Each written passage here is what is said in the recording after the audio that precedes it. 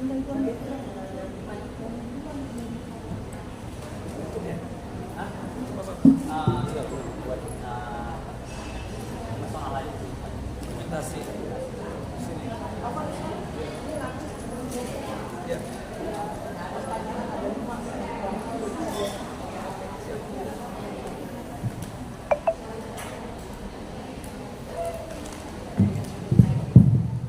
ibu-ibu. Ibu-ibu silakan maju mengisi kapalnya. Kajian segera dimulai. Ayo ibu-ibu maju.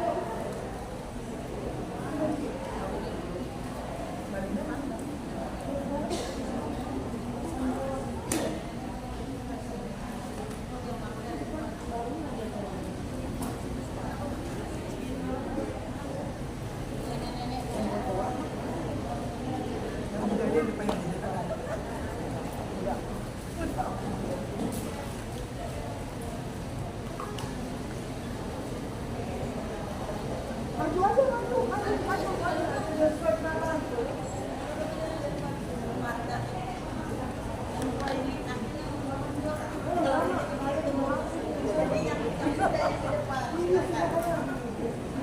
aja, maju. Nanti kalau ada yang bertanya ya, tanya saya bangun. Kakak.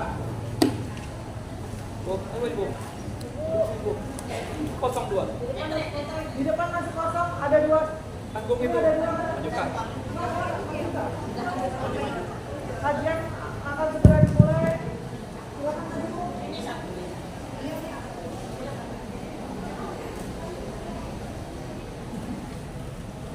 Bu. Maju. Maju.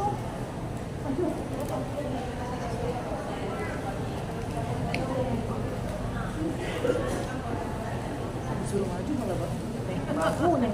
Ini di belakang. Capek dia. Udah tahu nih.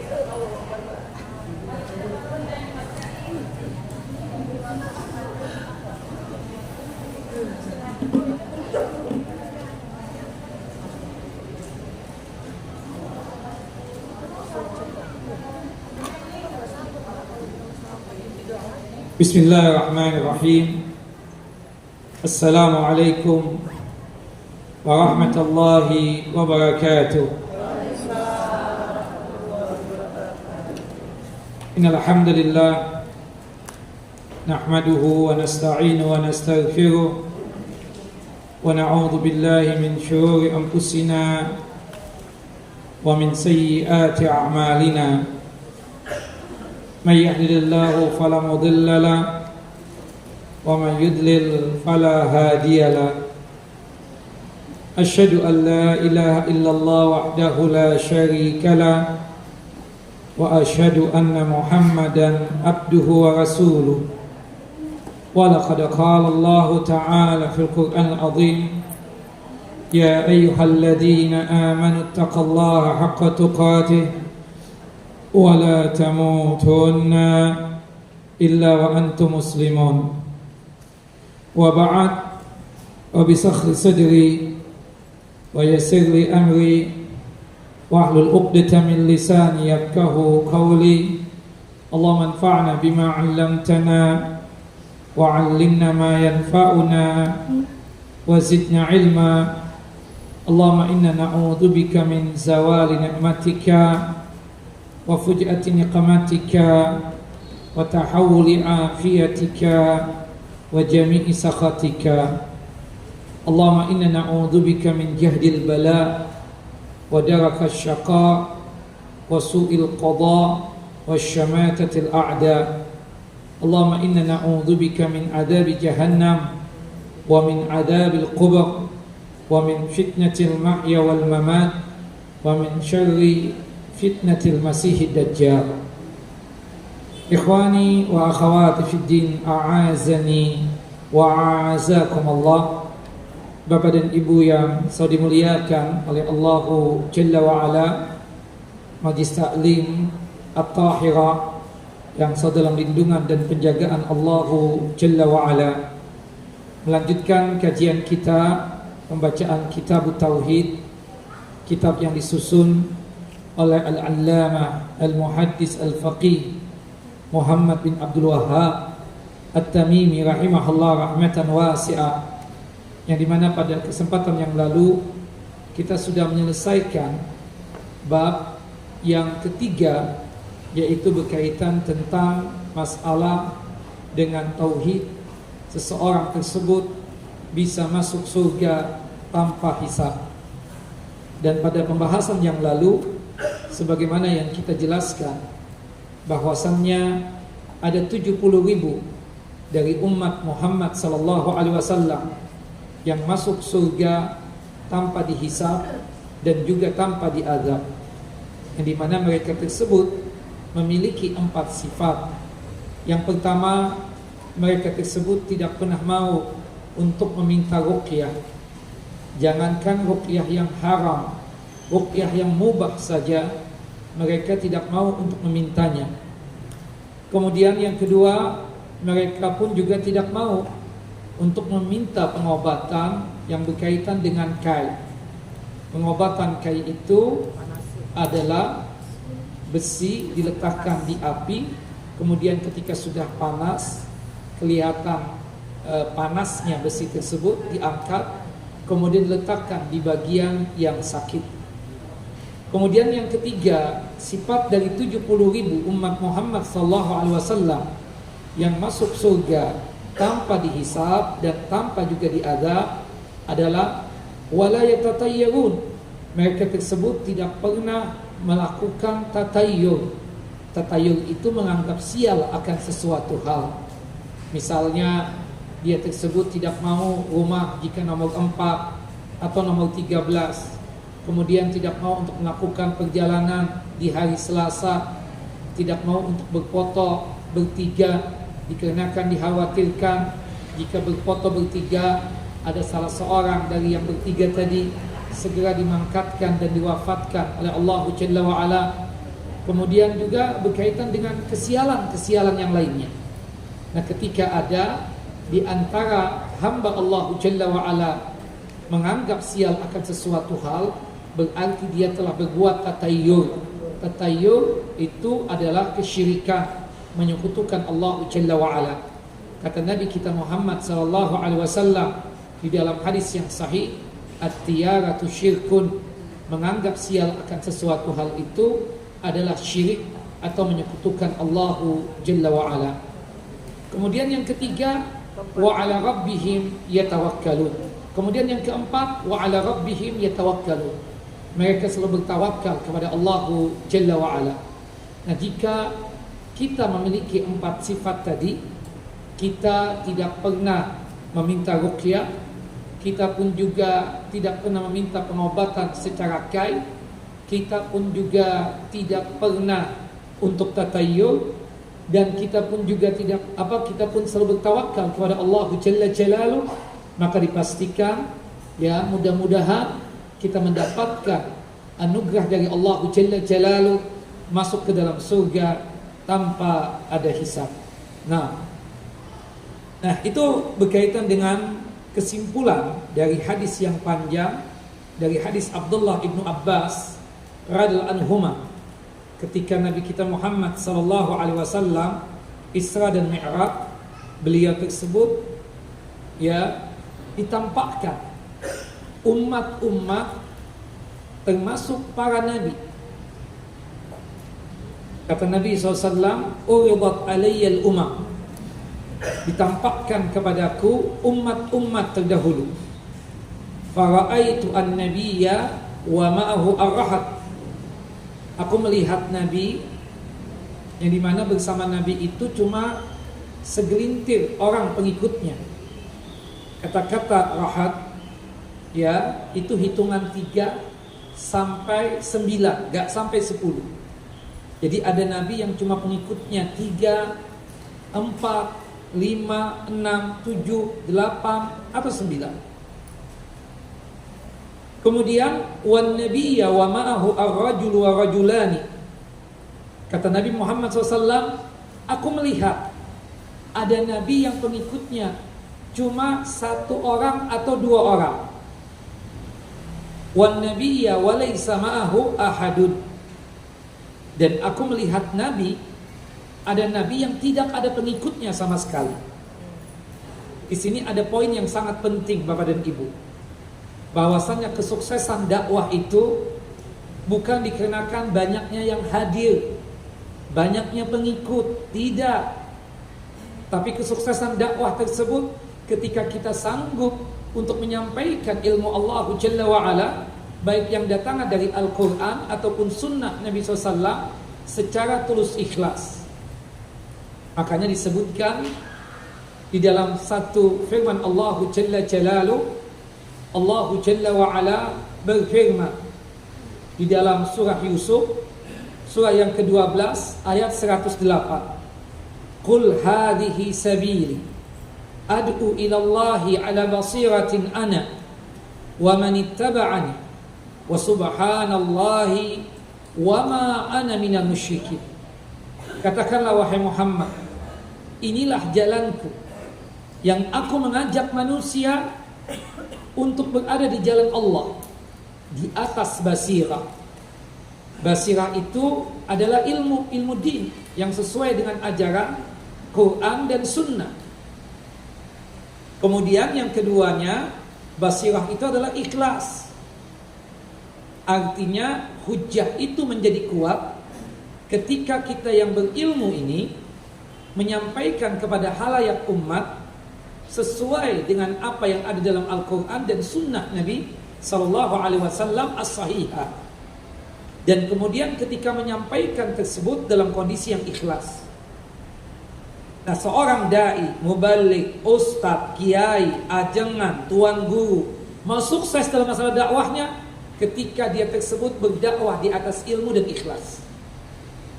Jadi bukan tolak ukurnya banyaknya jamaah yang hadir.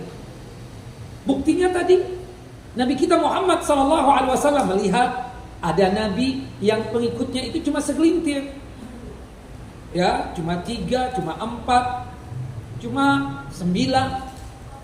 Lebih banyak di kajian kita, bukan begitu? Ada Nabi juga pengikutnya cuma 2 orang. Ada Nabi pengikutnya cuma 1 orang. Bahkan ada Nabi yang tidak ada pengikutnya sama sekali. Tapi apakah gagal para Nabi dan para Anbiya tadi? Apakah dianggap tidak sukses dalam masalah dakwah? Tidak. Bapak, Ibu, kesuksesan itu di dalam masalah berdakwah ketika kita sebagai ustadz, sebagai kiai, sebagai mubaligh menyampaikan dakwah yang sesuai dengan ajaran Quran dan Sunnah ini di atas keikhlasan. Bukan dikarenakan banyaknya pengikut. Kemudian Nabi SAW ditampakkan lagi umat yang lebih banyak. Idhufi ali sawadun azimun fawanantu annahum ummati. Aku lihat banyak umat, aku pikir itu umatku, kata Nabi sallallahu alaihi wasallam. Faqila li, kemudian dikatakan kepadaku, hada Musa wa qaum. Bukan Muhammad, itu bukan umatku, tapi itu Nabi Musa dan kaumnya. Itu Nabi Musa dan pengikutnya. Fanadhartu fa idza sawadun azim. Nah, kemudian aku lihat lagi ada umat yang lebih besar dari umatnya Nabi Musa. Faqila, kemudian dikatakan kepada, hadhihi ummatuka wa ma'ahum sab'una alfan yadkhuluna al-jannah bighairi hisab wala adab. Inilah umatmu wahai Muhammad, lebih banyak daripada umatnya Nabi Musa. Dan bersama umatmu ini ada 70.000 dari umatmu ya Muhammad masuk surga tanpa hisab. Summa nahadha, Nabi Muhammad berdiri untuk meninggalkan para sahabat. Wa dakhala manzilahu, Rasulullah masuk ke rumah beliau. Nah, para sahabat yang ditinggal oleh Nabi SAW di dalam Masjid An-Nabawi kemudian saling berkomentar, siapa itu 70.000 umat Muhammad sallallahu alaihi wasallam yang masuk surga tanpa hisab, tanpa diadab. Sebagaimana kita kadang ketika ditinggalkan oleh ustadznya kemudian menerka-nerka, ngobrol sendirian atau ngobrol dengan temannya. Ya, siapa tuh yang 70 ribu umat Muhammad SAW yang masuk surga tanpa hisab dan tanpa diadab? Faqala ba'duhum, sebagian sahabat mengatakan, fala'allahum alladzina sahibu Rasulullah sallallahu alaihi wasallam. Mudah-mudahan yang 70 ribu umat Muhammad sallallahu alaihi wasallam yang masuk surga tanpa hisab, tanpa diadab, ya kita-kita ini. Sahabat-sahabat Nabi SAW, bukan ibu-ibu. Ibu bukan sahabat Nabi. Kata sahabat tadi, ini kan sahabat itu ngomong, saling ngomong, berbicara. Sahabat Nabi itu siapa? Orang yang berjumpa dengan Nabi Muhammad SAW dan dia tersebut beriman kepada Nabi Muhammad sampai meninggal. Itu sahabat Nabi, bukan ibu. Ini kan lagi cerita para sahabat itu kumpul di masjid ketika ditinggal oleh Nabi SAW. Ketika mereka mendengar hadis Nabi tadi, ada 70 ribu umat Muhammad SAW yang masuk surga tanpa hisab, tanpa diadab. Nabi Muhammad kemudian meninggalkan sahabat tadi. Nah kemudian di antara sahabat tadi, ya itu saling menerka-nerka. Siapa mereka? Kata mereka, mudah-mudahan kita ini ya bukan ibu, yaitu sahabat Nabi yang beriman kepada Nabi Muhammad SAW, yang berjumpa dengan Nabi Muhammad SAW dan beriman kepada Nabi Muhammad sampai meninggal dunia. Dan memang kenyataannya begitu. Bapak, ibu, yang paling banyak masuk surga tersebut siapa Pak? Para sahabat ridwanullah ajmain. Kita lihat yang perang Badar, ada sekitar 319 sahabat Nabi. Mereka itu sahabat-sahabat yang dipastikan diampuni oleh Allah Jalla wa'ala. Kalau sudah dipastikan diampuni oleh Allah Jalla wa'ala, pastinya masuk apa? Masuk surga. Perjanjian Bai'atul Ridwan, ada sekitar sahabat yang ikut serta di situ, 1.400 sahabat. Mereka pun juga dikabarkan masuk ke dalam jannah dan surganya Allah Jalla Jalaluhu. Belum lagi yang Rasulullah SAW menunjuk secara langsung, si fulan masuk surga, si ini masuk surga. Jadi kata-kata siapa? Sahabat Nabi SAW. Kemudian ada lagi yang berkomentar dari sahabat tersebut, fala'allahumul ladzina wulidu fil Islam falam yusyriku billahi syai'a. Mudah-mudahan yang 70 ribu umat Muhammad sallallahu alaihi wasallam yang masuk surga tanpa dihisab dan tanpa diazab itu adalah mereka yang terlahir dalam kondisi Islam dan tidak pernah menyekutukan Allah Jalla wa'ala, tidak pernah berbuat dosa syirik, baik itu syirik besar ataupun syirik kecil. Memang kenyataannya begitu Bapak Ibu. Kalau kita ingin masuk surga, pastikan kita meninggal gak bawa dosa syirik. Tapi kalau di antara Bapak dan Ibu meninggal dunia membawa syirik, apalagi syirik besar, yang nanti kita akan bahas di bab yang keempat ini, ya, itu yang mengakibatkan dia tersebut terhalang, tidak bisa masuk surga. Meninggal dunia, belum sempat untuk bertaubat, dari sukanya dia datang ke kuburan, cari wangsit, bertawassul dengan ahli kubur, berdoa dengan ahli kubur. Meninggal dunia, belum sempat untuk bertaubat, dari sukanya dia datang ke dukun, peramal, paranormal. Meninggal dunia, belum sempat untuk bertaubat, dari sukanya dia tersebut mengumpulkan benda-benda yang dia yakini ada keramatnya, yang dia yakini itu benda bisa mendatangkan manfaat dan bisa mencegah mara bahaya. Meninggal dunia membawa syirik, apalagi syirik besar, gak ada ampunan buat dia. Makanya jaga ini tauhid sampai mati kalau kita ingin masuk surga. Jangan sekali-kali kita dalam hidup kita ini melakukan dosa syirik, baik syirik besar atau syirik kecil. Wadakahu asya, ada lagi yang beralasan macam yang lainnya. Fa kharaja alaihim Rasulullah fa akhbaru. Rasulullah keluar dari rumah beliau, kemudian menjumpai para sahabatnya lagi.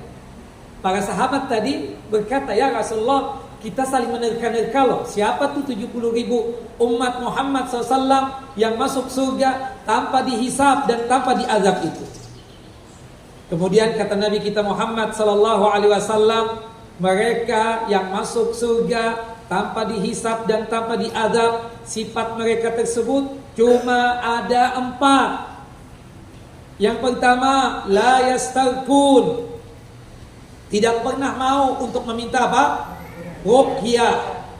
Jangankan ruqyah yang haram, ruqyah yang syirik, ruqyah yang halal, yang mubah saja mereka tidak mau untuk minta.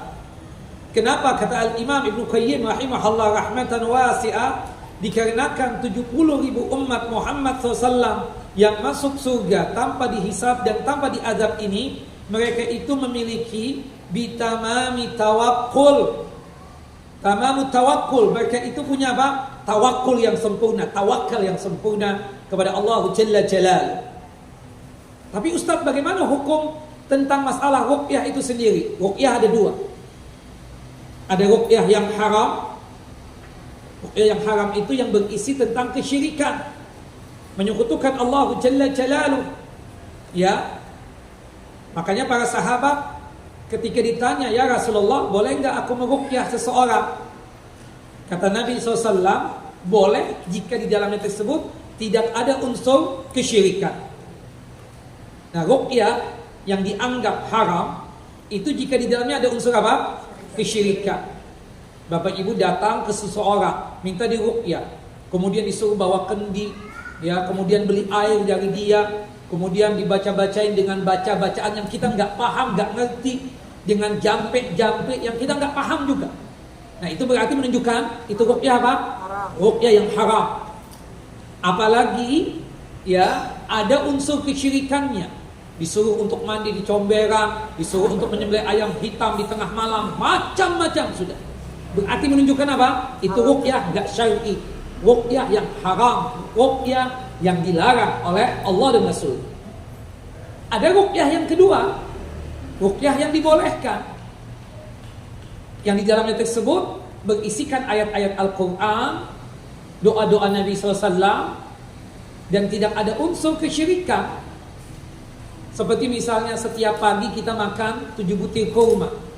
Supaya apa? Supaya jangan sampai terganggu sihir, atau terganggu hal-hal yang berkaitan tentang sesuatu yang sifatnya macam-macam. Karena dalam kehidupan ini kan ada manusia yang senang sama kita, ada juga manusia yang nggak suka sama kita. Nah, kita wujudkan tawakal kita kepada Allah Jalla wa'ala dengan menjalankan apa yang Allah dan Rasulnya perintahkan.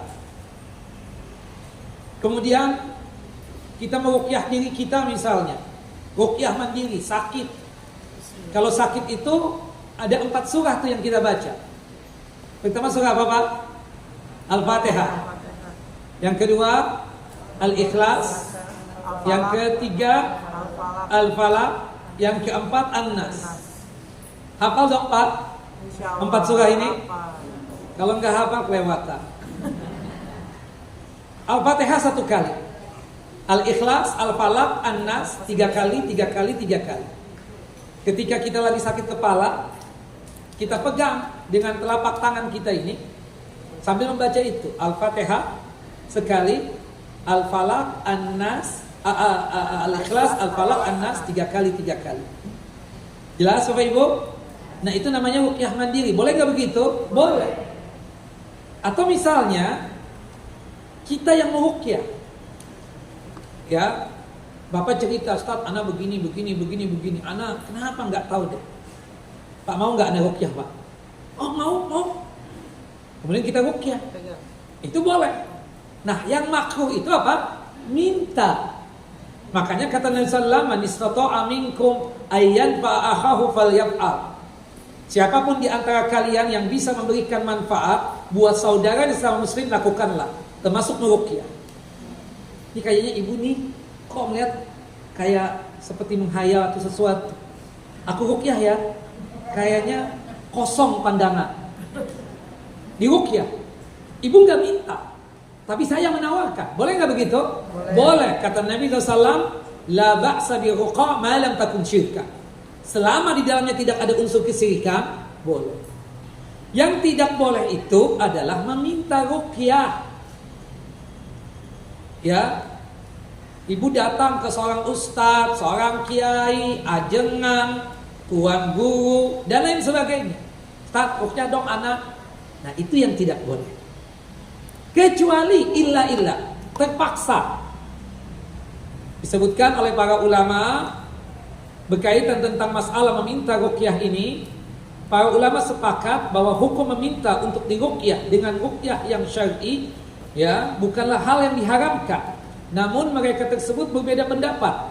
Apakah itu perbuatan makruh yang bisa menghilangkan kesempatan untuk meraih keutamaan dalam hadis tadi, yaitu termasuk 70.000 umat Muhammad SAW yang masuk surga tanpa dihisab, atau persoalan yang ini cuma sebatas mubah saja.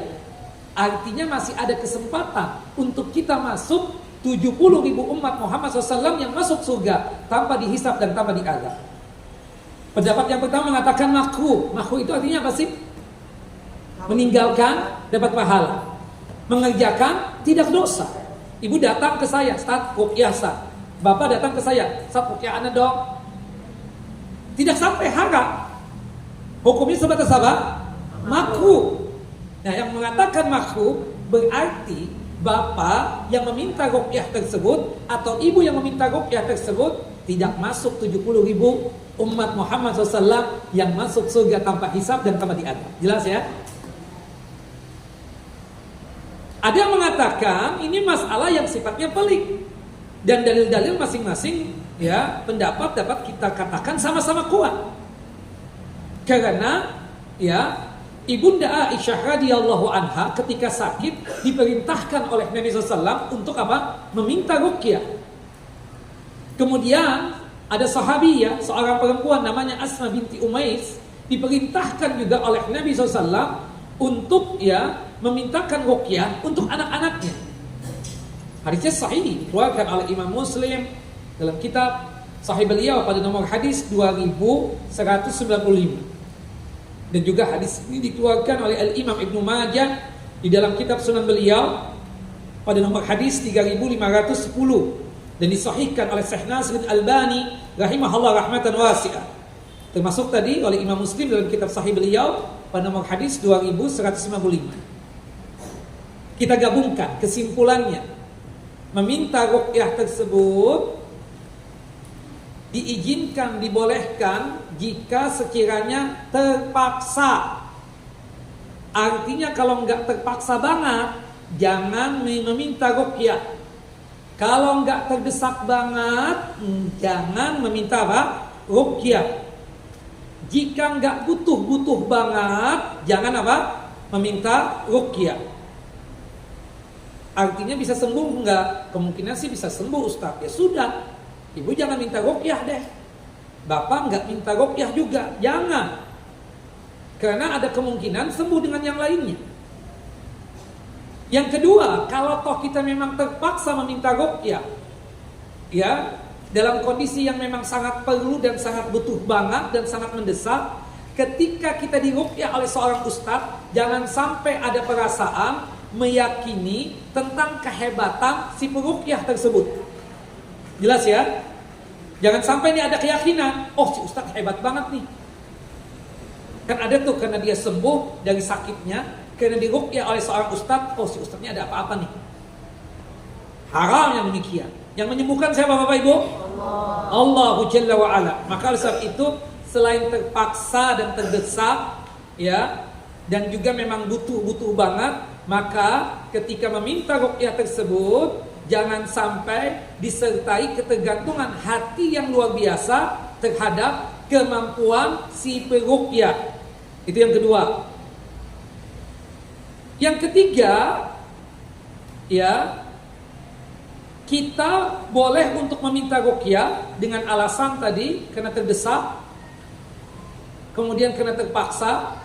Yang kedua, ketika meminta ruqyah jangan sampai ada keyakinan yang macam-macam kepada si peruqyah, ya, atau menggantungkan hati yang luar biasa terhadap kemampuan si peruqyah sehingga menghilangkan rasa tawakal kepada Allah Jalla wa Ala.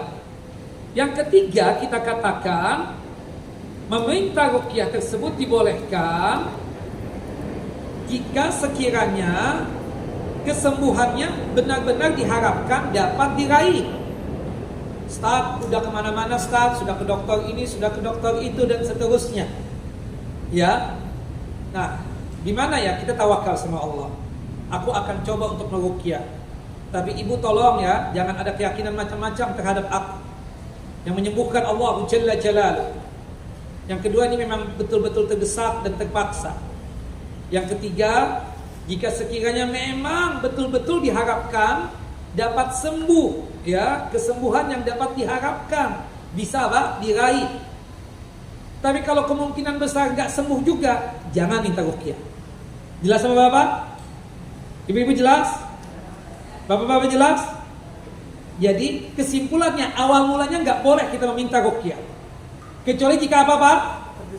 Terpaksa dan terdesak. Yang kedua alasannya, jangan sampai kolbu kita, hati kita ini ada ketergantungan dengan si peruqyah sehingga menghilangkan tawakal kita kepada Allah.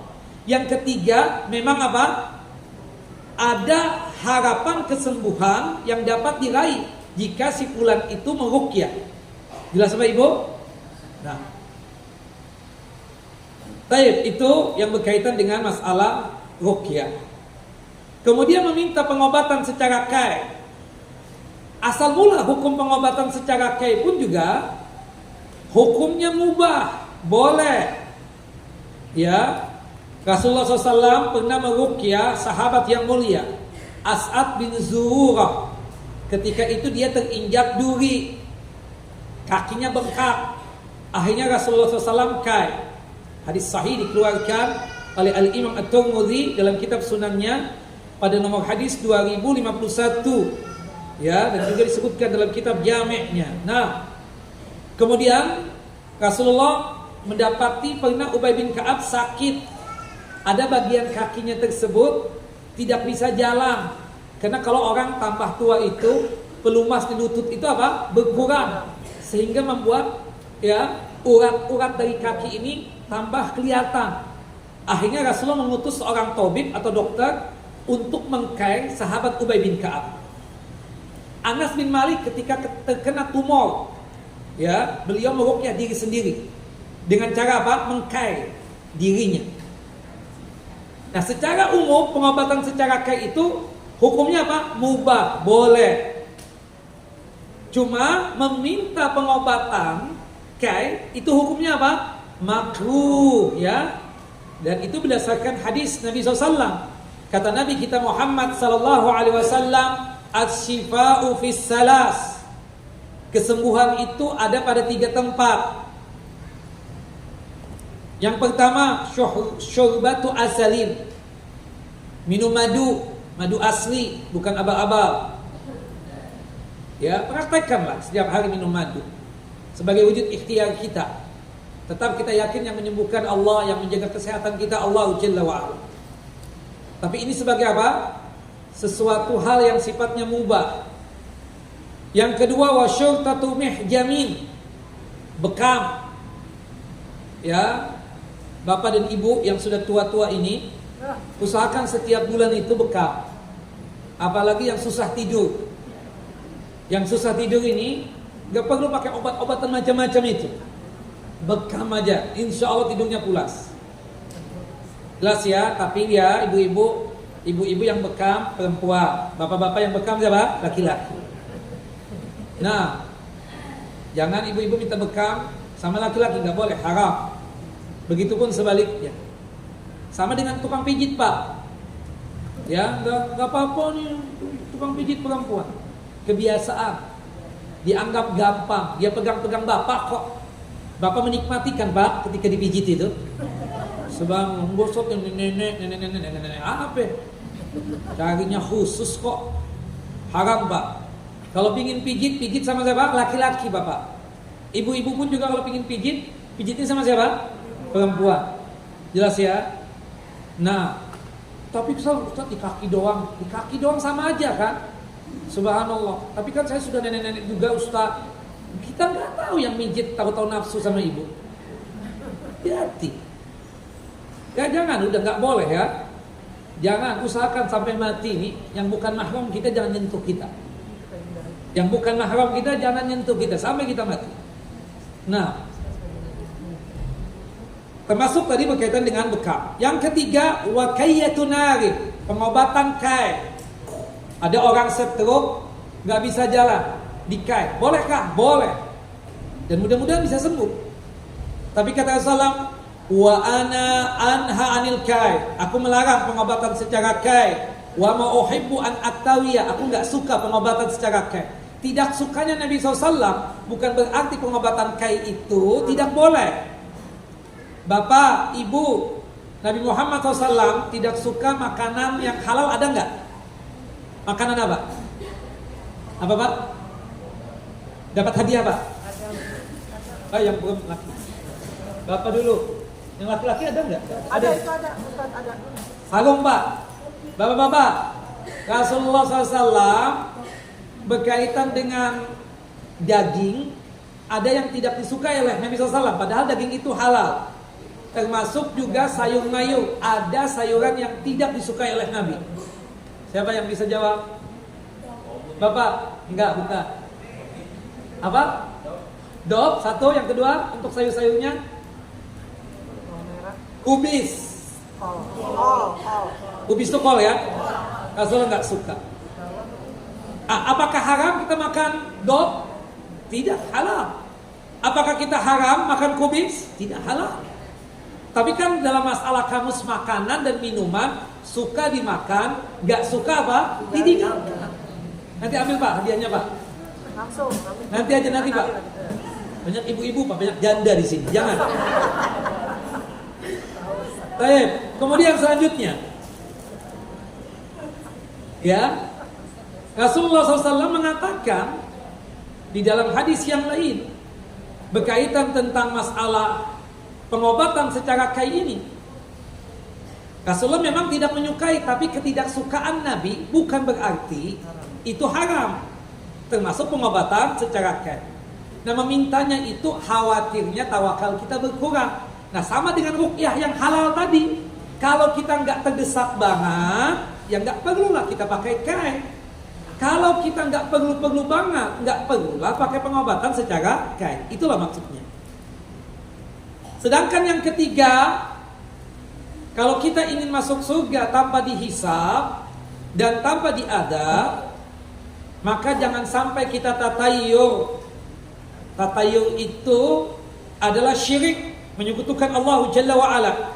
Meskipun kategorinya syirik asghar atau syirik kecil. Kata Nabi kita Muhammad SAW, at-tiyaratu syirkun. Menganggap sial akan sesuatu hal itu apa? Syirik. Contohnya apa? Banyak. Seperti misalnya, ibu tidak mau atau bapak tidak mau rumah tusuk sate. Kenapa?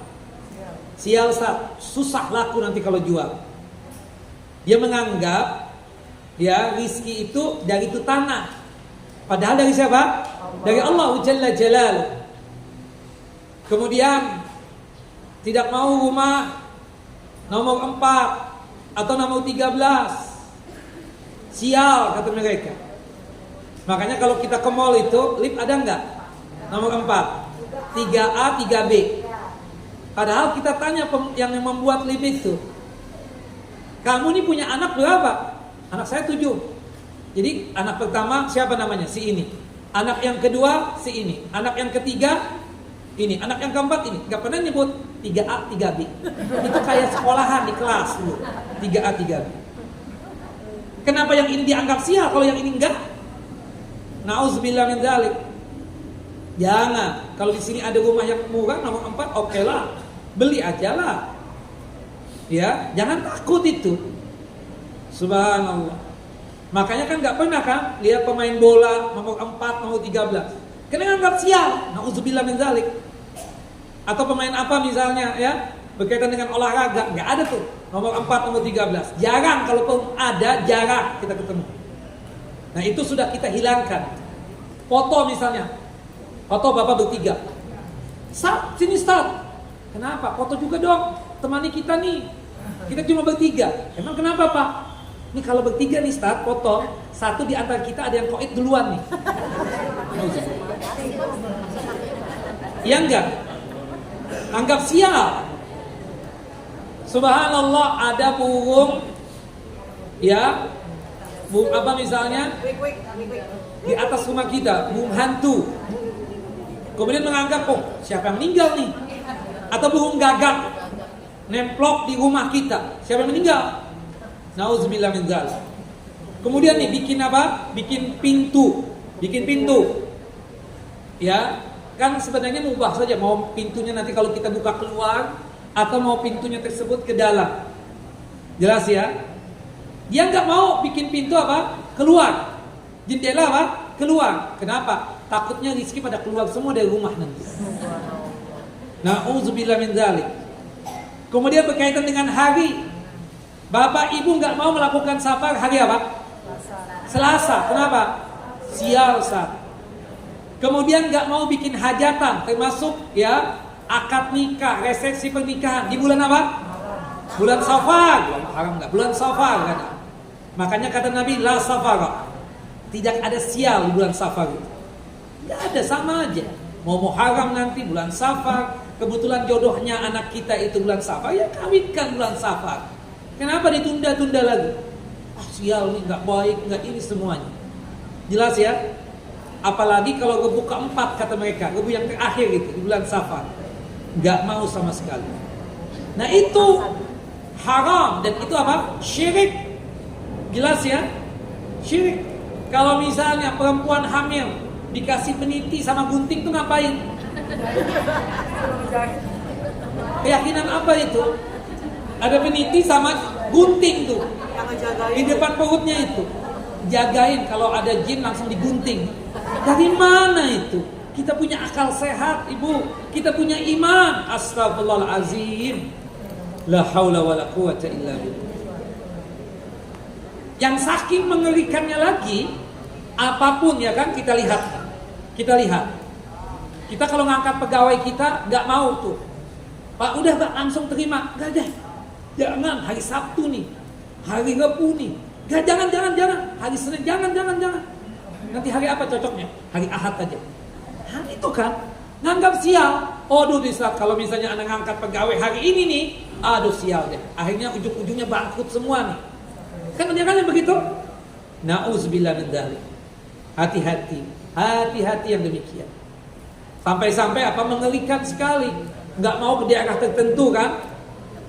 Kemana? Ke pantai, pakai baju hijau. Kenapa? Aduh, ya bisa celaka kita Ustaz. Nauzubillah min dzalik. Padahal baju itu mau hijau, mau biru, hijau ya? Apa biru? Hijau. Nggak boleh ke pantai, hijau. Kemudian kalau resepsi pernikahan nggak boleh warna hitam. Ya nanti rumah tangganya hancur tuh. Yang pengantin jadi bubar besoknya. Nauzubillah min dzalik. Nah semua itu apa? Tatayyu. Syirik nggak? Syirik. Zaman dulu orang kalau mau melakukan perjalanan, ini adalah dari zamannya Fir'aun sudah ada tatayur ini, menganggap sial akan sesuatu hal. Termasuk di zaman Nabi kita Muhammad SAW. Ya, zaman dulu orang-orang jahiliyah itu kalau mau safar apa? Lepas burung dulu. Kalau burungnya itu terbang ke sebelah kanan, khairun. Nasib baik. Yuk kita safar. Tapi kalau burungnya itu terbang ke sebelah kiri, syarun. Nasib jelek, nggak jadi safar. Nah Bapak Ibu tolonglah. Ini kan Bapak Ibu mau ngomongin anak nih. Udah jangan hitung-hitungan hari begitu deh. Yang hitung-hitungan hari banyak kan apa? Bubar tuh rumah tangganya. Oh nggak bagus nih harinya ini itu. Bubar rumah tangganya bukan begitu. Tapi yang nggak hitung-hitungan hari nggak ada masalah. Bu yang penting nih orang bisa datang nggak? Ibu undang ini. Kapan waktu datang Ustaz? Ya weekend lah. Pas hari libur lah. Iya kan? Kalau misalnya weekday ya susah alafu ya kita kerja nih. Bu aku nggak bisa datang. Ada kajian. Maaf nih aku nggak. Ya kan seperti itu. Tapi nih orang pintar ngomongnya nggak boleh ini hari Sabtu hari Ahad diadakan kawinan. Waliyadzubillah. Itu tatayuh namanya. Jelas Bu? Apalagi itu tatayuh? Macam banyak ya. Nanti kita akan bahas lagi. Dan yang terakhir wa ala rabbihim yatawakkalun. Mereka tersebut selalu apa? Bertawakal kepada Allahu Jalla Jalaluhu. Nah kemudian, ini 4 sifat. Kalau 4 sifat ini ada, mudah-mudahan kita masuk 70.000 umat Muhammad SAW yang masuk surga tanpa hisab dan tanpa diadab. Yang pertama sifatnya apa Bapak Ibu? Tidak pernah mau untuk meminta ruqyah. Yang kedua, tidak pernah mau untuk meminta pengobatan secara kai. Yang ketiga, tidak pernah mau untuk apa? Tatayur, menganggap sial akan sesuatu hal. Yang keempat, suatu bertawakal kepada Allah Jalla Jalaluhu. Nah, kemudian ada seorang sahabat Nabi namanya Uqashah bin Mihsan. Kemudian berkata, "Ya Rasulullah, ud'allah ayyaj'alani minhum." Wahai Rasulullah, tolong dong doakan aku agar aku ini termasuk 70.000 umatmu yang masuk surga tanpa dihisab dan tanpa diazab. Qala Rasulullah, anta fihim, anta minhum, anta minhum. Engkau termasuk 70.000 yang masuk surga tanpa hisab dan tanpa diazab. Kemudian ada seorang sahabat lagi yang berdiri, "Ya Rasulullah, ana dong didoakan juga." Kata Nabi, "Sabaqaka biha Uqashah." Uqashah telah mendahului engkau. Nah, seperti kita misalnya, kita ada makanan kan? Ya, ada. Siapa yang mau minta makanan? Saya Ustaz nih, ambil makan. Pasti kan ada yang kepingin juga. Anak dong kasih juga. Udah habis. Ya, sudah didahului oleh si fulan atau fulana seperti. Nah, jadi yang 70.000 itu yang ketahuan cuma satu orang. Siapa namanya? Uqashah bin Mihsan. Ada kesempatan nggak buat kita untuk masuk juga 70.000 itu? Insya Allah masuk ya. Tapi Pak, kalau kita pikir-pikir nih Pak, kalau kita bersaing dengan para sahabat ridwanullah ajmain dalam masalah beragama, dalam masalah beramal dan beribadah, kalah jauh kayaknya kita. Dan sahabat Nabi itu banyak banget loh udah. Ketika Nabi Muhammad SAW meninggal dunia, Al-Imam Ibnu Qayyim rahimahullah rahmatan wasi'ah mengatakan, ya yang tersisa sahabat itu 40.000, dalam riwayat yang lain 50.000, yang tersisa lagi 60.000. Belum lagi sahabat-sahabat yang duluan meninggal dunia sebelum Nabi. Belum lagi sahabat-sahabat yang bersama Nabi. Nabi masih hidup, sahabatnya masih ada juga. Banyak banget sahabat Nabi SAW. Kayaknya untuk bersaing kalah jauh. Contoh misalnya, seperti Abu Bakar As-Siddiq ketika hijrah, ya, dia serahkan semua hartanya, aset-asetnya, tanahnya, gedungnya, rumahnya, ontanya, kambingnya, dikasihkan buat Islam.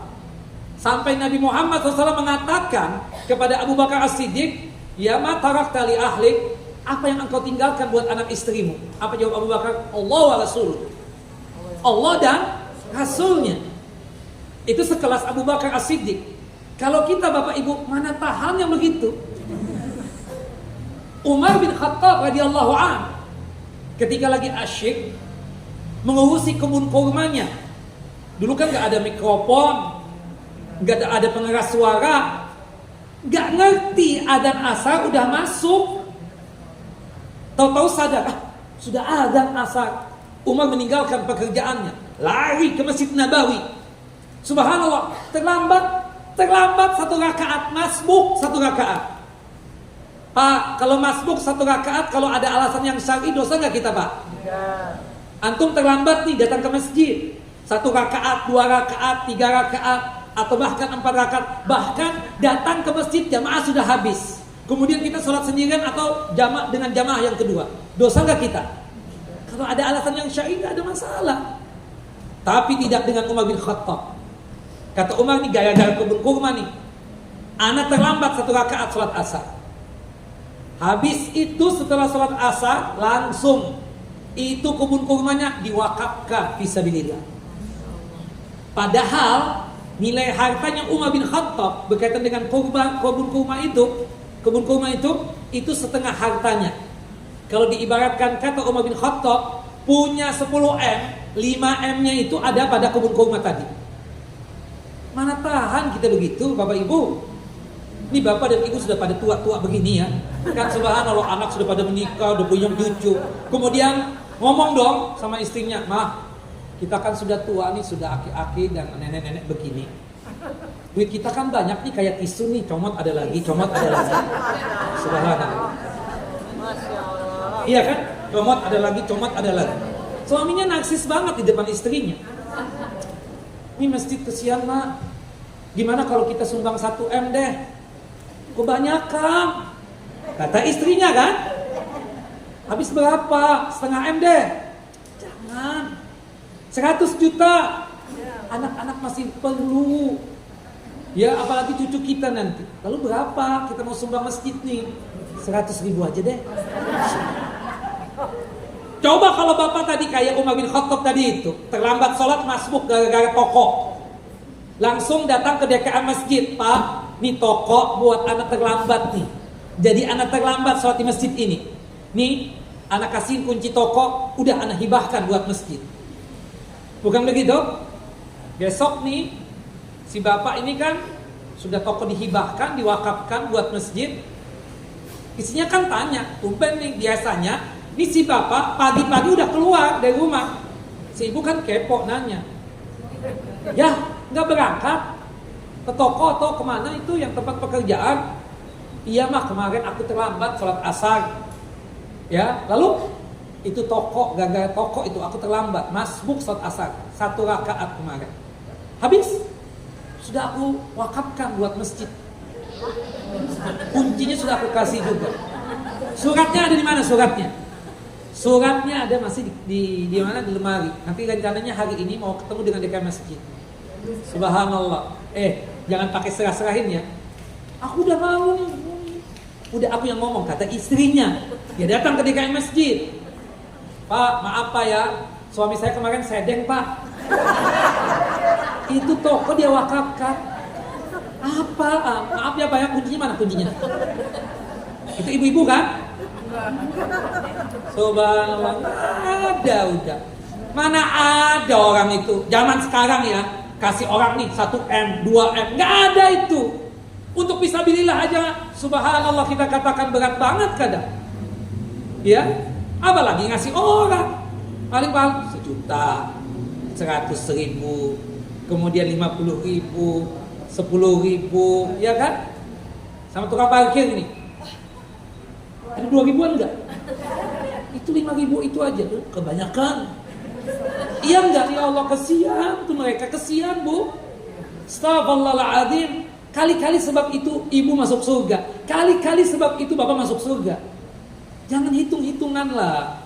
Subhanallah 2.000 enggak bikin kaya dia kali ya. Subhanallah. 5.000, 10.000 aja, banyak banget loh kasih. Berapa biasa? 2.000 aja. Ya Allah, orang bikin baik ditahan-tahan, bayangkan coba. Sifat ibu-ibu kan begitu? Atau sebaliknya nih, bapak-bapaknya. Ibu-ibu nih Masya Allah, sediaan kue apa? Oh besok ada pengajian ya, kita bikin kue lumpur sama kue ini ya nanti. Uangnya apa? Jor-joran. Berapa Pak? Kata bapaknya. Ya 1.000 aja, 1.000 makanan. Banyak banget. Sekali, 2 kali, 3 kali. Ingat-ingat. Yang kerja anak, yang cari fulus anak. Ingat-ingat ya. Suaminya tuh. Makanya ketika misalnya subhanallah ngasih untuk tukang sayur, kasih kan tadi, minta lagi dong tambahan. Ya, suaminya mintanya macam-macam, kapsah, nasi kebuli, kemudian nasi mandi, soto 3 macam. Nasi cuma 100.000. Allah sebapak bakhil banget. Cukup apa 100.000 buat itu? Subhanallah. La ilaha illallah. Kadang bapak-bapak ini ditanyain kembaliannya mana? Ya Allah. Sampai suami istri akhirnya gimana? Walhasil ya. Ini jangan bakhil Pak sama istri. Kata Nabi kita Muhammad SAW, khairukum li ahli wa ana khairukum li ahli. Sebaik-baiknya kalian tersebut adalah yang baik dengan anak istrinya, dan aku paling baik dengan anak istri, dengan pasanganku. Apalagi yang berkaitan dengan apa? Dunia ini, berkaitan dengan nafkah. Jangan sampai nih Pak, bapak didoakan oleh istri duluan meninggal, kan dapat warisan. Ujung-ujungnya nanti istri bapak kawin lagi ke yang lain. Dan ini ada kejadian ada orang yang bakhil banget, nggak nikmati hidup, duitnya kayak tisu tadi. Subhanallah, dia punya tetangga tajir juga, kaya raya, meninggal dunia. Nah, meninggal dunia, subhanallah, istrinya ya mungkin berumur 40-an atau 45 ya. Seperti itu. Kawin sama anak muda umur 25 tahun. Subhanallah. Si kakek yang tadi itu, lihat tiap hari nih anak muda cuma main-main saja, ngopi, ngeteh, ngumpulin teman-temannya di rumah. Ya, mantan istrinya tadi. Karena suami yang terdahulu meninggal dunia kan, dikawin lagi. Akhirnya nih orang, subhanallah, saking keponya dan kudunya tanya, ketemu, kamu yang suami si ini ya? Suami yang keduanya? Iya benar. Gimana keadaan rumah tangga kamu? Baik banget istriku sekarang. Sampai saking baiknya aku gak boleh kerja. Lalu sekarang kehidupan gimana? Ya aku hidup dari istriku aja. Harta suaminya banyak banget, makanya aku dilarang untuk kerja. Dia pingin di hari-harinya ketemu dengan aku aja di samping dia. Jadi makan, minum, istri kamu yang menyediakan. Iya benar. Karena kata dia suaminya yang dulu, yang pertama itu banyak banget meninggalkan duit. Kayak tisu, comot ada lagi, comot ada lagi. Jadi ya kita tenang-tenang aja. Subhanallah. Terpikir dong oleh dia, si kakek ini. Dia ke kota langsung. Beli ya kasur yang paling wah, yang paling mahal. Puluhan juta. Lemari es yang seumur hidup gak pernah beli yang paling besar, yang 4 pintu sekalian. Subhanallah. Kemudian macam-macam sudah beli, karpet apa semua, lampu hias. Subhanallah. Besoknya kan dia tunggu nih, kok gak datang-datang. Ini orang biasa sholat di masjid berjamaah, gak datang. Qadarallah, si kakak ini sholat di masjid, itu barang-barang datang. Diketuklah pintu, yang bukakan istrinya. Ini rumah si Fulan bin Fulan. Benar kata istrinya. Oh ini barang-barangnya dia nih. Dia beli kemarin. Dilihat istrinya keluar. Ada lemari, ada kulkas 4 lemari, 4 pintu. Kemudian ada kasur yang mahalnya luar biasa dan macam-macam. Kata istrinya apa? Enggak mungkin. Salah orang, namanya mungkin sama. Kata istrinya apa? Enggak mungkin. Bukan, Bapak salah alamat. Akhirnya karena merasa salah alamat, kembalilah orang itu. Gak menurunkan barang-barang mewah tadi. Subhanallah, suaminya datang habis dari sholat zuhur. Dia tanya sama istrinya, tadi ada yang datang gak? Ada orang salah alamat. Salah alamat. Apa yang dia bawa? Ya ada kulkas, ada lemari es, ada kasur yang wah, yang mewah-mewah. Ya, lalu kamu bilang apa? Ya aku bilang salah alamat, gak mungkin dong. Kita 30 tahun berumah tangga gak pernah dong beli begini-beginian. Subhanallah, harta emas yang 3 gram aja gak pernah kamu belikan kan? Lalu lu bilang apa? Ya sudah, bukan salah alamat, namanya mungkin sama. Salah alamat itu. Bahlul, itu ana yang beli, tahu? Subhanallah. Ya, itu ana yang beli. Kenapa? Kata istrinya, kok beli? Tumben banget. Ana khawatir meninggal dunia. Harta anak banyak, kan kamu dapat warisan. Kalau anak meninggal dunia, kamu kawin lagi. Harta warisan anak dinikmati oleh suami inti yang baru. Allah. Makanya Pak, jangan bakhil sama istri. Nah, saya pendukung ibu-ibu nih Pak hari ini. Subhanallah. Jangan bakhil Pak ya, sama istri jangan bakhil. Perhitungan banget sama istri. Dihitung semua. Buat apa kawin kalau perhitungan begitu? La ilaha illallah. Hati-hati nih, Bapak mengingat nih hari ini mungkin. Hari ini bisa jangan-jangan ke kota juga nih. Astagfirullahaladzim. Nah itu kira-kira ya. Jadi masalah sedekah aja kita, ya Allah, kalah jauh dengan sahabat. Apalagi masalah ibadah, ya Allah. Ibadah yang lain, tahajud, qiyamul lail. Tadi malam tahajud gak Pak? Apa gak ada yang tahajud ibu-ibu? Ada 5 orang. Dari 200 nih, 5 orang yang tahajud. Padahal sudah tua-tua begini loh, sudah bau tanah begini. Diingatkan selalu loh, tahajud itu cara mudah untuk masuk surga tanpa hisab. Kalau nggak bisa bangun jam 2, jam 3, paling tidak habis ba'diyah isya, ambil untuk tahajud. Barang dengan rakaat yang sedikit, 2 tahajud 1 witir, 2 tahajud 1 witir. Tiap malam begitu. Ya, subhanallah. Belum lagi ibadah siang, nanti nih hari Kamis sama Jumat, jangan lupa Bapak Ibu, Tasu'a dan Asyura. penghapus dosa 1 tahun. Jangan lupakan. Subhanallah, mau apa lagi? Kita wallahu alam tahun depan ketemu nggak dengan bulan Muharram? Jangan-jangan ini Muharram yang terakhir buat ibu-ibu nih. Iya kan? Jangan-jangan terakhir. Makanya nih Kamis ketemu, Jumat ketemu, puasa. Untuk apa? Untuk mendapatkan ridhonya Allah Jalla Jalla. Nah, subhanallah, dikarenakan kita itu berat banget untuk bersaing dengan para sahabat ridwanullah ajmain dari sudut pandang ibadah dan amal soleh, kayaknya kita nggak masuk nih 70.000 itu. Tapi Rasulullah itu sayang sama kita Bapak Ibu. Nabi Muhammad itu sangat kasih dengan kita. Nabi Muhammad berdoa kepada Allah, minta tambahan kuota, jangan 70.000 aja. Dalam satu hadis yang dikeluarkan oleh Imam Ahmad rahimahullah rahmatan wasi'ah, dan juga oleh Al-Imam Al-Baihaqi rahimahullah, di dalam hadis Abu Hurairah radhiyallahu anhu, semoga Allah Jalla wa ala meridai beliau, qala Rasulullah sallallahu alaihi wasallam, Rasulullah sallallahu alaihi wasallam bersabda, fastaztu rabbi fazadani ma'a kulli alfin sab'ina alfa. Aku minta tambahan kuota dari Allah Jalla wa ala agar jangan sampai 70.000 saja. Akhirnya Allah kabulkan doa Nabi Muhammad, ditambah lagi kuotanya. Subhanallah. Yaitu apa? Setiap 1.000 dari 70.000 akan membawa 70.000 lagi. Setiap 1.000 dari 70.000 lagi itu akan membawa berapa? 70.000 lagi. Berapa M tuh? 3M?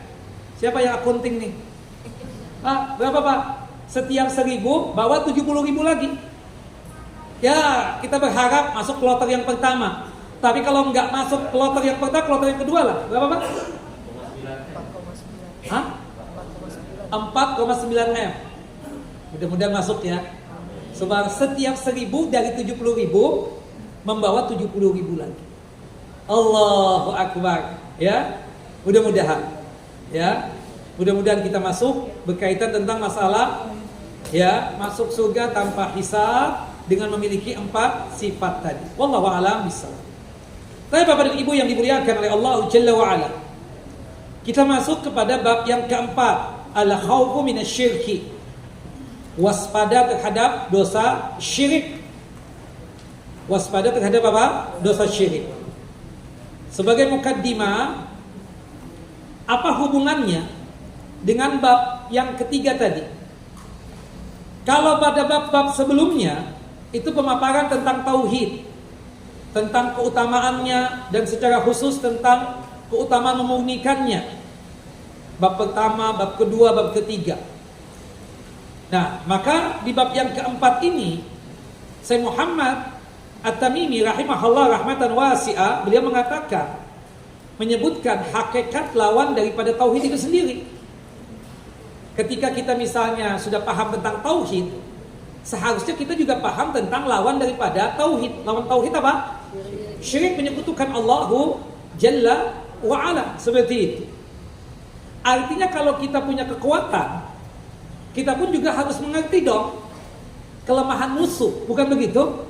Jangan sampai nanti kita cuma punya kekuatan tapi tidak memahami tentang kekuatan yang ada pada musuh tersebut. Termasuk lawan daripada tauhid adalah menyekutukan Allah. Kita harus paham syirik. Syirik itu apa? Kenapa kita harus paham? Agar jangan sampai kita tersebut terpapar virus yang namanya syirik ini. Na'udzubillah min dzalik. Kan banyak orang yang mengaku bertauhid, mengucapkan la ilaha illallah. Setiap hari dia mengucapkan la ilaha illallah. Setiap hari dia sholat.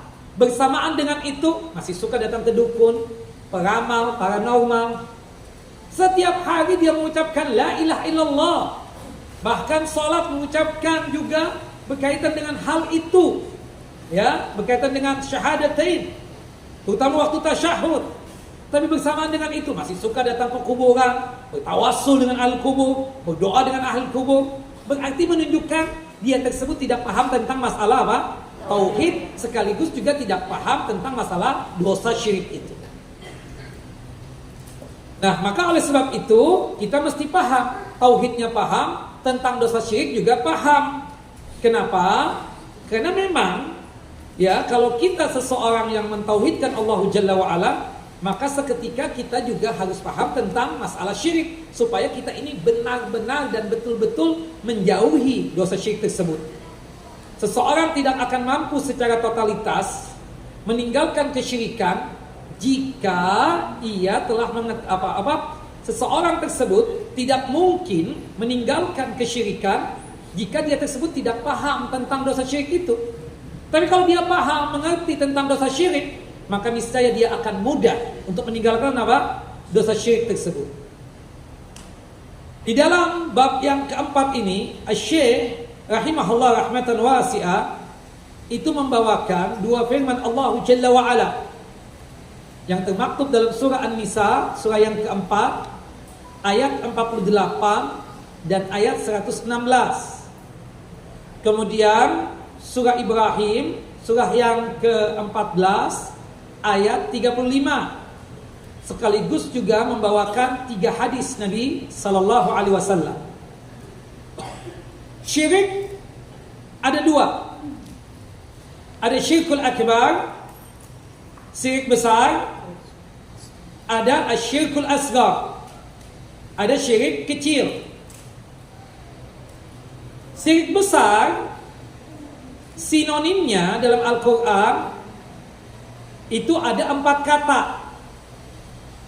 Syirik besar sinonimnya, persamaan katanya dalam Al-Quran itu ada berapa kata?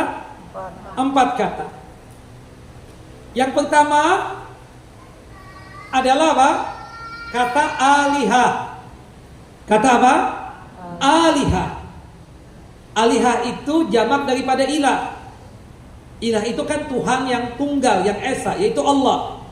Sedangkan alihah artinya banyak Tuhan. Artinya apa? Orang yang menyembah selain Allah Jalla wa'ala, dipastikan dia tersebut musyrik. Dan syirik yang dia lakukan adalah syirik apa? Syirik besar. Syirik dalam masalah tauhid al-uluhiyah. Atau dia tersebut menduakan Allah. Selain menyembah Allah, dia pun juga menyembah selain Allah Jalla wa'ala. Ini pun juga apa? Syirik besar. Makanya Bapak, Ibu, seluruh agama selain Islam tentunya, seluruh agama selain Islam, apapun agamanya, Konghucu, Buddha, Hindu, Nasrani, Yahudi, mereka tersebut selain kafirin, orang-orang yang ingkar kepada Allah Jalla wa'ala, orang-orang yang tidak mau beriman kepada Allah Jalla wa'ala, sekaligus mereka tersebut musyrikin, orang-orang yang berbuat syirik, dan syiriknya adalah syirik besar. Makanya kata sahabat yang mulia Abdullah ibnu Abbas radhiyallahu anhuma qala, berkata, ma ara rajulan asyraku billahi minal yahud wan nasara. Aku tidak pernah melihat orang paling syiriknya orang kepada Allah Jalla Jalaluh kecuali kaum Yahudi dan kaum Nasrani. Kenapa? Karena orang Yahudi itu menjadikan Nabi Uzair alaihissalam sebagai anak Tuhan, dan mereka menyembah Nabi Uzair alaihissalam. Dan ini adalah syirik apa? Syirik besar. Syirik dalam masalah tauhid al-uluhiyah. Tauhid al-uluhiyah itu artinya apa? Mengesahkan Allah Jalla wa'ala di dalam masalah ibadah. Ibadah ini hanya untuk Allah Jalla wa'ala semata. Begitupun juga kaum Nasrani. Kenapa mereka tersebut disebut orang yang musyrik? Kita lihat keyakinan mereka terhadap Nabi Allah Isa alaihissalam. Kaum Nasrani itu punya keyakinan terhadap Nabi Isa, punya keyakinan yang sesat. Pertama, menganggap Nabi Allah Isa alaihissalam itu sebagai Tuhan itu sendiri. Na'udzubillah min dzalik. Yang kedua, mereka punya keyakinan Nabi Allah Isa alaihissalam sebagai anak Tuhan, dan mereka menyembah Nabi Allah Isa alaihissalam. Dan ini jelas apa? Syirik. Dan syirik apa ibu-ibu? Besar. Syirik besar. Kemudian mereka menganggap Nabi Allah Isa alaihissalam itu salisus salasa, trinitas. Dan itu juga apa? Syirik. Dan itu syirik besar. Waliyadzubillah. Nah, jadi kalau orang menyembah selain Allah, berarti dia tersebut apa? musyrik. Dan syiriknya syirik apa ibu-ibu? Besar. Syirik besar. Itu yang pertama. Apa tadi istilahnya? Alihah. Istilah yang kedua, al-arbabu. Atau al-arbab aja deh. Al-arbab. Al-arbab. Al-arbab jamak daripada Rabb. Rabb itu artinya apa? Allah. Tuhan juga. Apa bedanya dengan yang pertama tadi? Kalau yang pertama tadi syirik dalam masalah tauhid al-uluhiyah. Apa tadi Bapak-bapak tauhid uluhiyah? Mengesahkan Allah. Mengesahkan Allah dalam masalah apa? Ibadah. Kalau yang kedua ini syiriknya dalam masalah tauhid ar-rububiyah. Al-arbab itu artinya banyak Tuhan juga. Tapi syiriknya mereka dalam masalah tauhid apa? Ar-rububiyah. Apa yang maksud dengan tauhid ar-rububiyah? Ar-rububiyah. Siapa ibu-ibu? Tolong angkat tangan. Dapat hadiah. Nggak boleh Bismillah. panitia, nggak boleh panitia. Jawab ibu-ibu. Lupa lagi. Rububiyah. Maklum sudah tua. Saya pernah sebut kok yang berulang ini. Bapak-bapak tahu? Silakan Pak.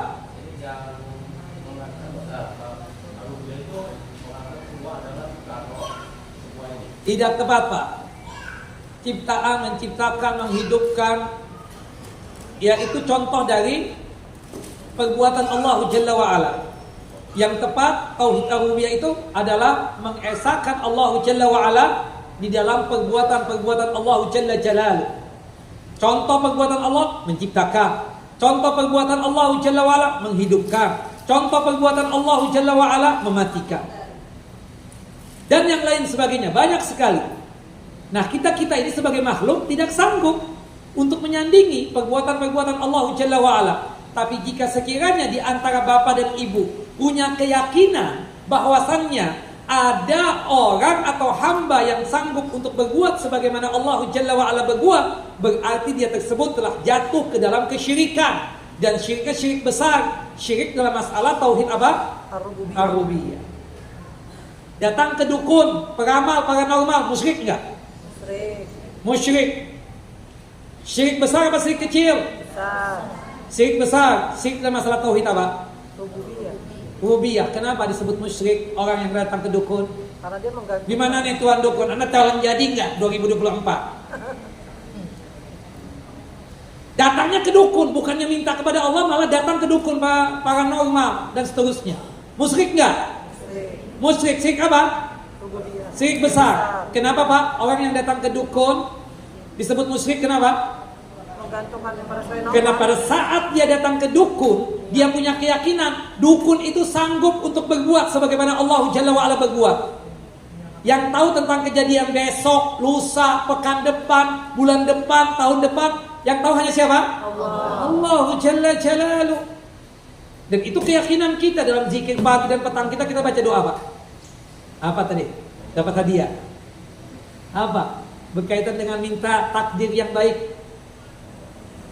Rabbi inni as'aluka khaira ma fi hadzal yawm wa khaira ma ba'da wa a'udzu bika min syarri ma fi hadzal yawm wa syarri ma ba'da. Ya Allah, aku meminta kepadamu kebaikan-kebaikan yang ada pada hari ini dan kebaikan-kebaikan yang ada setelah hari ini, dan aku berlindung kepadamu ya Allah dari kejelekan-kejelekan yang ada pada hari ini dan kejelekan-kejelekan yang ada setelah hari ini. Karena kita nggak tahu apa yang terjadi. Ya, apakah kita sampai di kajian atau enggak? Apakah nanti pulang sampai ke rumah atau enggak? Kita enggak tahu. Apakah kita berjumpa dengan yang baik-baik ataukah yang buruk? Kita enggak tahu. Karena Allah yang Maha tahu seperti itu. Jelas ibu-ibu? Itu yang kedua. Sinonim daripada syirik besar, yaitu apa? Al-arbab. Yang ketiga, sinonim daripada syirik besar adalah tawaghid atau togut. Togut itu apa artinya? Kullu ma'ubidiya min dunillahi fahuwa tagut. Segala sembahan selain Allah Jalla wa'ala itu artinya apa? Tagut. Nyembah pohon, berarti dia nyembah apa? Tagut. Nyembah batu, berarti dia sama saja menyembah apa? Tagut. Tagut itu artinya syirik. Jelas Bapak Ibu? Nah, kemudian yang terakhir al-andad. Al-andad. Kita lihat dalam surah Al-Baqarah, surah yang kedua. Benar gak? Ayat 21, coba lihat. Fala taj'alu lillahi andada wa antum ta'lamun. Al-Baqarah surah yang kedua, kalau nggak salah ayat 21, Allah mengatakan, janganlah kalian membuat tandingan buatku. Allah ditandingkan dengan makhluknya, Allah disamakan dengan makhluknya, atau makhluk disamakan dengan Allah. Padahal kalian tahu itu syirik, dan itu syiriknya besar. Benar Bu? Surah Al-Baqarah surah yang kedua ayat 21 benar? Bukan, ayat 22 berarti. 22 surah Al-Baqarah surah yang kedua ayat 22. Ya, tandingan. Fala taj'alu lillahi andada wa antum ta'lamun. Jelas Bapak Ibu? Nah, ini syirik apa? Besar. Syirik besar. Makanya seperti misalnya kita berhias boleh enggak Bapak-bapak? Boleh. Kita pakai misalnya cincin. Kita laki-laki yang enggak boleh kan cuma dua. Emas, sutra. Emas dan sutra. Kita pakai cincin perak boleh enggak? Boleh. Kita pakai cincin tembaga boleh nggak? Boleh. Batu bacang, ya, safir dan seterusnya. Nggak ada masalah, boleh. Untuk berhias. Tapi kalau ada keyakinan yang macam-macam terhadap itu batu, ini batu Ustaz, kalau anak pakai ini cincin, siapapun perempuannya, ya bertukuk lutut di hadapan anak. Sekali lirik oke. Syirik nggak Pak? Syirik. Antum menjadikan itu batu cincin antum itu sebagai togutnya antum, seakan-akan bisa memberikan manfaat buat antum dan mencegah mara bahaya. Nah, pakai apa ibu-ibu biasanya? Subhanallah, pakai kalung. Kan dulu zaman Covid itu banyak tuh yang pakai kalung apa itu? Kesehatan katanya. Musyrik itu. Batu geok bisa menyembuhkan? Dari mana ceritanya? Astaghfirullahalazim. Syirik. Ya, kamu mau di penelitian mana? Penelitian di mana? Ya, subhanallah. Pakai kalung, la ilaha illallah. Dia keyakinan nih dengan pakai itu Covid terangkat atau tidak bisa terkena Covid. Wal iyadzubillah. Syirik tidak? Syirik. Dan itu syirik apa? Besar. Syirik besar. Baik, insyaallah nih sudah jam 11 kurang. Kita cukupkan dulu ya. Sebenarnya kita ingin cerita tuh ancaman-ancaman. Nanti bulan depan ingatkan temanya nih, Bu Kepala Sekolah. Supaya jangan ditanya lagi saya. Ini kan waspada terhadap dosa syirik. Bu Kepala Sekolah, temanya nih catat untuk bulan depan. Ancaman bagi pelaku syirik. Ancaman bagi pelaku syirik. Itu temanya Bu ya. Nah, beritahukan kepada Ibu Kepala Ketua Yayasan. Nah, Bapak dan Ibu yang dimuliakan oleh Allah Jalla wa'ala,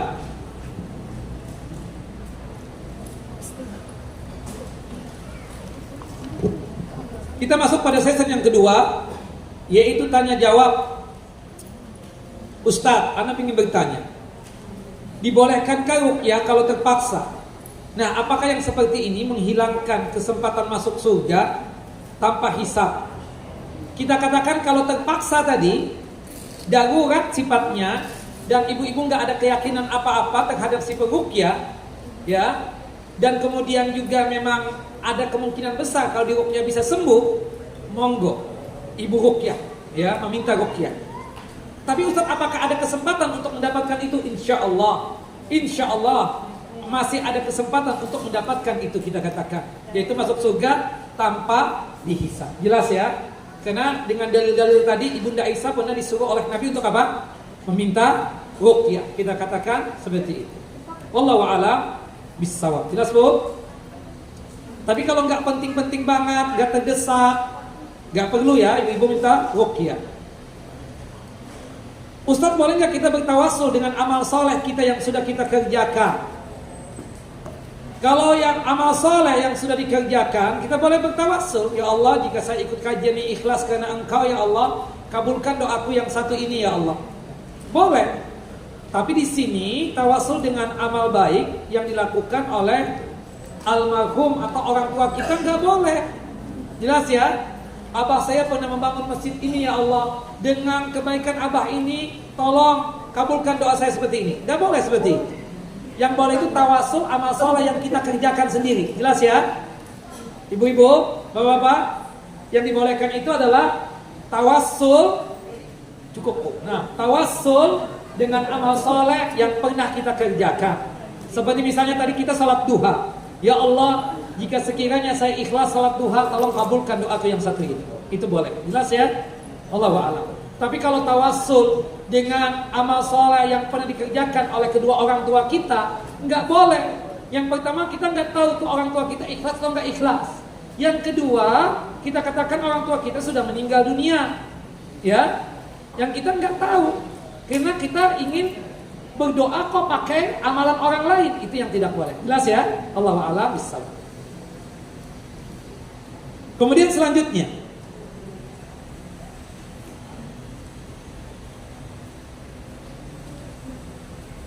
jadi tawassul yang dibolehkan ada 3. Yang pertama, tawassul dengan nama-nama Allah yang indah dan sifat-sifat Allah yang mulia. Yang kedua adalah tawassul dengan amal soleh kita yang sudah kita kerjakan, kitanya ya, bukan orang lain. Yang ketiga, tawassul dengan doanya orang yang soleh yang masih hidup. Orang yang sudah meninggal dunia haram untuk kita datangi ke kuburannya. Kalau di antara bapak dan ibu datang ke kuburan orang soleh, kemudian meminta doa, ini syirik. Dan syirik apa? Syirik besar. Jadi boleh bertawassul dengan doanya orang yang soleh yang masih hidup. Ziarah kubur, apakah itu termasuk dosa syirik?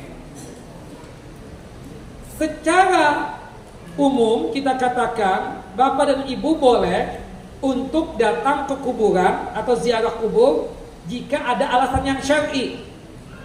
Alasan yang syar'inya tersebut yang pertama adalah jika kita mengingat mati. Ya. Kalau tujuan datang ke kuburan untuk mengingat mati boleh. Tapi kalau cuma sekedar nyekar, nyadrang, datang ke kuburan orang tua ngapain? Datangnya kita ke pemakaman itu untuk tujuan apa? Mengingat mati. Yang pertama. Yang kedua, boleh kita datang ke kuburan, ziarah ke kuburan untuk menyolatkan jenazah yang belum kita solatkan. Kemungkinan kita tidak ada di tempat pada waktu itu. Kemungkinan juga kita lagi dapat haid, sehingga membuat kita nggak bisa sholat jenazah pada waktu itu. Atau kita nggak paham, tahu-tahu dikabarkan si fulan udah meninggal Ustaz, fulana udah meninggal dunia. Bu, itu biasa yang bersandar di belakang tuh siapa tuh? Oh, fulana. Kemana beliau sekarang? Udah kok Ustaz, udah meninggal. Oh, orang baik itu. Kuburannya di mana Pak? Oh di sini, daerah sini. Ngapain Ustaz? Mau menyolatkan jenazahnya. Kata Ustaz, sholat di kuburan nggak boleh. Benar. Sholat yang ada apa? Ada ruku dan sujudnya. Kalau sholat jenazah enggak. Tapi kalau sholat jenazah ada nggak Bapak-bapak? Nggak ada. Sholat jenazah itu cuma apa? 4 kali takbir doang Pak. Tapi yang pertama baca apa Pak? Al-Fatihah. Tapi yang kedua membaca salawat Nabi. Tapi yang ketiga apa Pak? Mendoakan mayit. Apa? Mendoakan mayit. Takbir yang ketiga itu mendoakan mayit, ya, supaya dia tersebut mendapatkan kemaslahatan. Allahumma ighfir lahu warhamhu wa'afi wa'fu anhu dan seterusnya. Takbir yang keempat boleh doa, boleh tidak. Ya, di antaranya kalau kita ingin baca doa juga takbir yang keempat, Allahumma la tahrimna ajrahu wa la tubtinna ba'dahu. Kemudian apa? Salam kita katakan. Wallahu a'lam bishawab. Nah, Bapak-bapak, salat jenazah berapa kali takbir tadi? Yang pertama apa? Bapak nih. Apa Pak? Yang kedua, salawat Nabi. Yang ketiga, baca doa. Allahumma ighfir lahu warhamhu wa'fu anhu. Yang keempat, boleh doa boleh tidak. Allahumma la tahrimna ajra wa la tubtinna ba'dahu. Kemudian salam. Jelas ya? Nah, kemudian kalau selain daripada tadi, untuk ibu-ibu nggak boleh tuh. Cuma 2 alasan ibu-ibu, yaitu datang ke kuburan untuk mengingat mati atau menyolatkan jenazah kerabatnya, saudaranya atau temannya. Jelas Bapak Ibu? Nah, untuk laki-laki tambah 1 mengantarkan jenazah ke pemakaman. Kalau ibu-ibu tidak boleh mengantarkan jenazah ke pemakaman. Berdasarkan hadis dari Ummu Atiyah, nuhina an itiba'il janais. Kami wanita ini dilarang untuk mengantarkan jenazah ke pemakaman. Ustaz, apakah beda berobat ke dokter dengan ruqyah? Beda. Kita disuruh untuk apa? Berobat kalau sakit. Nah, tapi ketika kita berobat itu pun juga jangan sampai ada ketergantungan hati ini kepada si dokter. Seakan-akan dokter itulah yang menyembuhkan. Bukan. Itu ikhtiarnya kita saja. Ya, subhanallah, kan kadang nih ibu ini sama ibu itu datang ke dokter yang sama. Ibu yang ini sembuh, yang itu nggak sembuh. Pernah terjadi nggak? Pernah. Makan obat nih bu, ibu sakit kepala juga sama dua-duanya. Ibu makan obat ini, ibu makan obat ini. Yang satu sembuh, yang satu nggak sembuh, ya kan? Berarti yang menyembuhkan siapa? Allahu Jalla wa Ala. Jelas ya?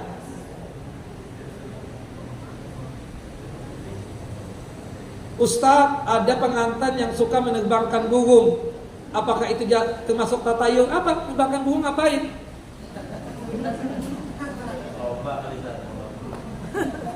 Tujuannya untuk apa? Bebas gitu.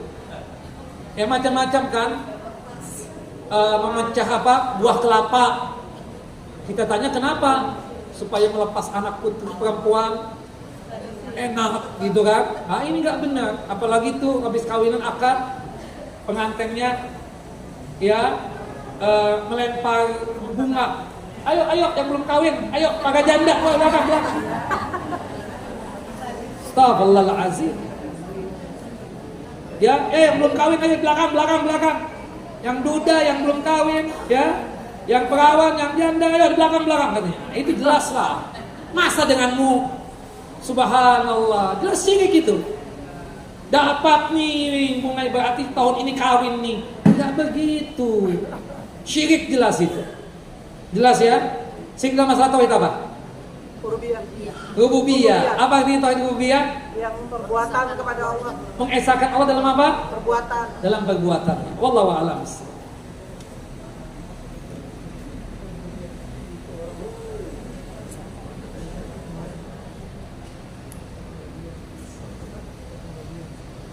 Baik, sampai jam berapa bu? Jam 11. 11.30.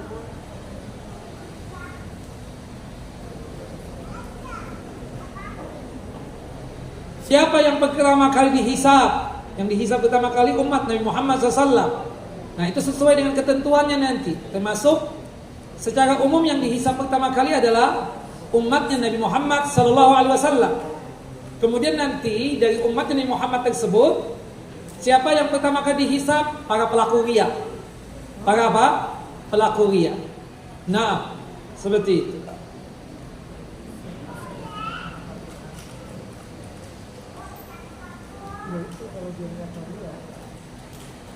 Ustadz, di mana ya ada orang yang sering ngajak-ngajak ziarah kubur untuk tawassul di kuburan tersebut, boleh nggak? Nggak boleh, bukan ustadz itu berarti. Dukun. Nah, ya, itu kesyirikan ya bu, jangan ikut-ikutan. Dukun. Ustadz, dahulu ana masih melakukan tatayur seperti 7 bulanan kehamilan, acara siraman sebelum akad nikah. Itu semua tidak bisa ana hindari karena menghormati adat. Apakah sudah terhalang dari syarat keempat tadi masuk surga tanpa hisab? Insya Allah sekarang ini ana sudah taubatan nasuha. Dulu kan ibu tidak tahu. Kalau tidak tahu itu dimaafkan oleh Allah Jalla wa'ala. Sekarang sudah tahu, tolong ya kalau menikahkan anak jangan pakai mandi-mandi lagi deh. Apalagi di hadapan laki-laki. Laki-laki makanya demen banget tuh. Ayo buka sekalian. Iya kan? Na'udzubillah min dzalik. Orang anak perempuannya terbuka, jelas itu. Yang kedua punya keyakinan macam-macam. Untuk apa? Menghilangkan apa katanya? Sial wal iyadzubillah. Jelaslah ya, syirik seperti itu. Wallahu a'lam bissawab. Baik ibu-ibu, apa definisi daripada tauhid al-uluhiyah? Siapa yang tahu? Dapat hadiah. Selain panitia. Ya bu. Saya jawab. Ya, ambil nanti ya. Ibu-ibu lagi. Berapa jumlah umat Nabi Muhammad SAW yang masuk surga tanpa hisab dan apa sifatnya? Siapa bisa jawab? Ya bu. Ibu itu ibu. Ya ibu, ya. 70.000 umat Muhammad SAW yang masuk surga tanpa hisab. Sifatnya ada 4. Tidak pernah mau minta ruqyah. Yang kedua, tidak pernah mau untuk minta pengobatan kah. Yang ketiga, tatayul. Yang keempat, tidak pernah mau tatayul dan tawakal kepada Allah Jalla wa Ala. Ambil hadiahnya sini Bu ya. Satu lagi nih, ada 5. Iya, 5.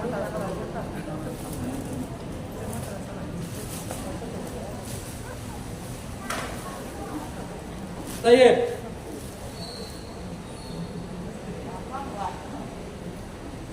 Berapa lagi jumlah pastinya kloter yang kedua yang masuk surga tanpa hisab juga? Ibu-ibu dulu. Ya, panitia ya. Panitia enggak? Yang bukan panitia, yang tua mana? Nenek. Ya Bu. Ya, ada. Bukan yang 4 Bu. Tadi kan sudah disebut 4. Kemudian Rasulullah berdoa lagi kan, minta tambahan kuota. Berapa tuh jumlah kuotanya? Ya Bu. Setiap 1.000 dari 70.000 akan membawa 70.000 lagi. Berapa jumlahnya? 4 miliar 4,9 ya. Ambil hadiahnya Bu, kos kaki.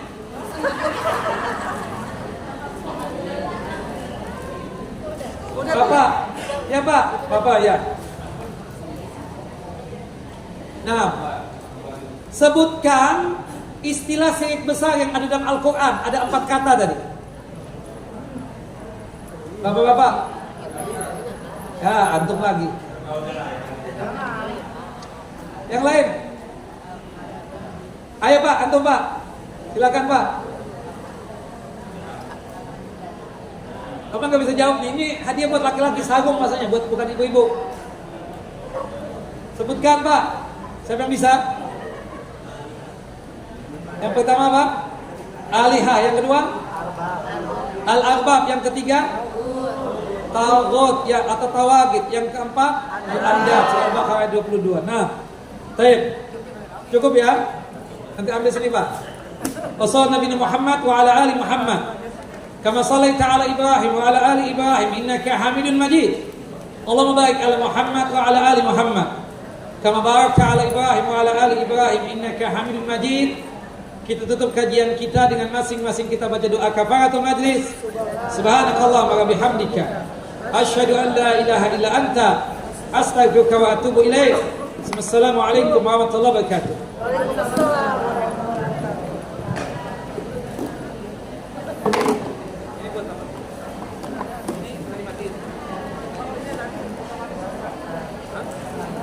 Dari mana? Yang siapa?